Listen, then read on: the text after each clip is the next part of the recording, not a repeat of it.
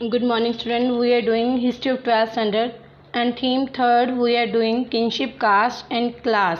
We are doing division of this chapter. Today we will revise from here. That we will discuss about important points. The ideal of पैट्रिलिनी। पैट्रिलिनी का मतलब क्या होता है? पितृवंशिक, मतलब पिता के जो वंशक होते हैं, पिता के जो परिवार में आगे आगे उसके पुत्र होते हैं। See this Mahabharata is a story. Mahabharata is story about this. Mahabharata एक स्टोरी है, इसके बारे में बता रही है। It describe a feud over a land and power between two group of cousin, the Kauravas and Pandavas, who belong to single ruling family, that of the Kuru, a lineage dominating one of the janapada. कहते एक जनपद थी कुरु। कुरु जनपद का एक शासक था, उसके आगे दो वंशज थे, कौरव और पांडव। जो महाभारत कहानी है कौरव और पांडवों की कहानी है। कुरुवंश एक जनपद थी कुरु, उसके वंशज थे एक ही शासक था, उसके दो वंशज थे कौरव और पांडव। उनको दोनों में आपस में झगड़ा था जमीन को लेकर, दोनों में आपस में शत्रुता, फ्यूर मतलब शत्रुता, दोनों में शत्रुता जमीन को लेकर और पावर को लेकर, शक्ति को लेकर, मतलब दोनों एक दूसरे से ज़्यादा शक्तिशाली बनना चाहते थे। अंडर पैट्रिलिनी में क्या होता है? Son could claim the source of their father when the latter died. Under patriliny हमें यहाँ हमने किया था। पैट्रिलिनी में क्या होता है? सन कुड क्लेम, जो बेटा होता है, पिता का जो पुत्र होता है, वो पिता के इस रिसोर्सेज के लिए क्लेम करता है, मतलब जो पिता की जो संपत्ति होती है वह संपत्ति आगे जाके पुत्र को मिलती है। यहाँ पे इस कहानी में यही दिखाया था कि जो कुरुवंश का शासक था, उसके आगे दो मतलब आगे कौरव और पांडव दो बेटे थे, उसके जो आपस में संपत्ति को लेकर ही लड़ते रहते थे। Now see this, in some situation brothers succeed one another, sometime other kinsmen claim the throne, and very exceptional circumstances women such as Prabhavati Gupta exercise power. मतलब क्या होता था, जब महाभारत में दिखाया था कि उसके जो बेटे थे आपस में अपनी संपत्ति को लेकर लड़ते रहते थे, लेकिन जब पिता की मृत्यु होती है, अगर उसके कोई संतान नहीं होती तो कई बार भाई भी उसके उत्तराधिकारी बन जाते थे। समटाइम्स कुछ समय कई बार क्या होता था कि किन्समैन जो उसके रिश्तेदार होते थे व्यक्ति के, तो वो भी उसकी संपत्ति या उसके थ्रोन मतलब सिंहासन के लिए क्लेम कर सकते थे अगर उसके वंशज बेटे ना होते। तो कई बार क्या होता था, वोमेन कुछ सर्कमस्टांसेस में क्या होता है, कुछ स्थितियों में क्या होता था, वोमेन भी पिता की संपत्ति की मालकिन बन सकती थी। जैसे प्रभावती गुप्ता थी, उसे अपनी पिता की संपत्ति मिली थी। Now see rules of marriage. Marriage के रूल क्या होते थे?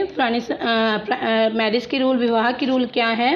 While sons were important for the continuity of the patrilineage, जो पितृवंश होता है, पितृवंश को चलाने के लिए, कंटिन्यू करने के लिए जो पुत्र था इम्पोर्टेंट माना जाता था। Daughter were viewed rather differently with in this framework, और लड़कियों को इस कार्य से अलग रखा जाता था। मतलब लड़कियां ऐसा माना जाता है कि पुत्र ही पिता का वंश चलाएगा।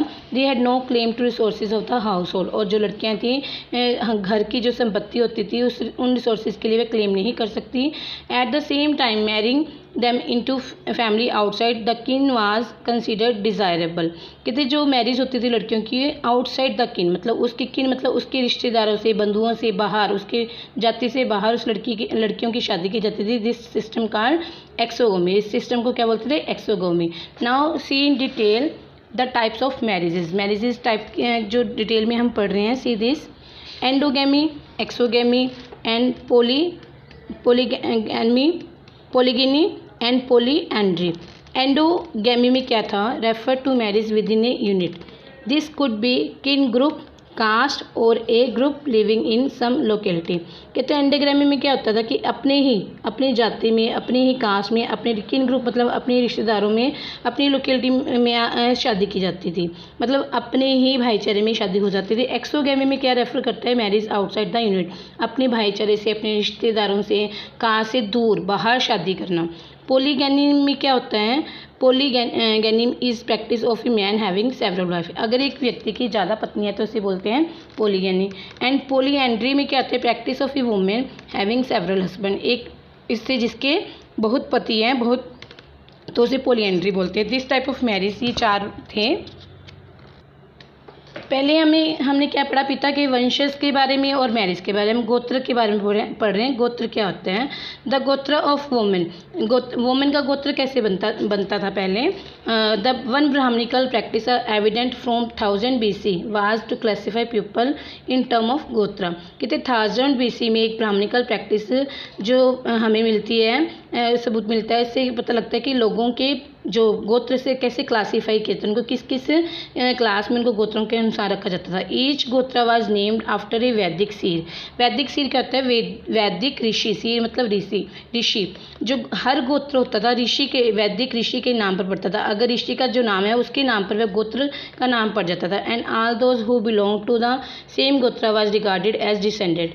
और उस ऋषि के जो वंशज होते थे वो उसी गोत्र को अपने नाम के पीछे लगाते थे।